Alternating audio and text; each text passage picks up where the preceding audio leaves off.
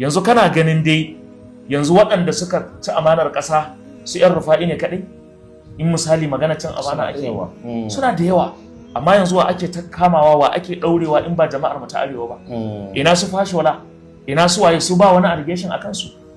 babu wani bincike ko tuhuma to kaga duk suna amfani da damammaki idan sun samu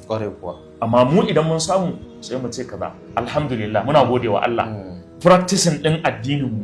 yasa wani lokaci ko da abu muna da damar yin sa sai mu kauce wayi amma a wasu lokuta dole ne ka kalli me ake ma karama da abin da aka yi ma ai cewa Allah ya wa in aqabtum fa aqibu bi mithli ma uqibtum bihi wala in sabartum lahu khairul lisabirin kuma za a ce maslahar addini tana sama da kowace to wannan tasa aka samu matsaloli kowa zai gaya maka Dr. Garkuwa yayi magana akan Malam Isa Ali maganganun da yayi din nan ni a fahimta ta wallahi tallahi babu cin mutunci game da Malam Isa Ali bare kuwa ni dai a fahimta ta kuma haka muka ya zo yana ba da labarin abin da ke faruwa ne cewa galibin malamai a jihar Gombe ba sa goyon bayan takarar Malam Isa abin da ya faɗa ba haka bane haka ne sosai su malaman ba za su fito su faɗa ba wannan munafurci ne ni ban iya shi ba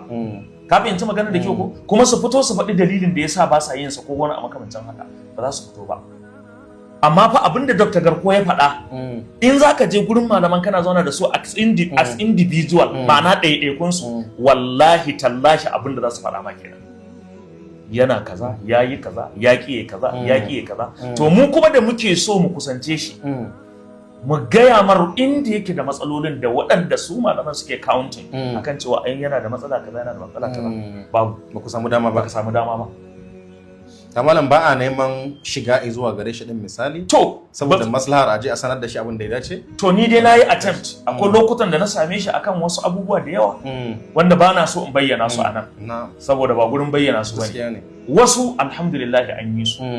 wasu kuma ba a same su ba to wannan kenan to sannan mu dawo kan abin da ya faru wanda mutane suka ce to ai yanzu sun ƙara gane ma siyasar kuɗi nake yi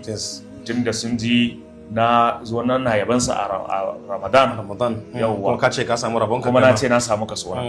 to wannan bayanin na yi shi ne a filin rufe tafsiri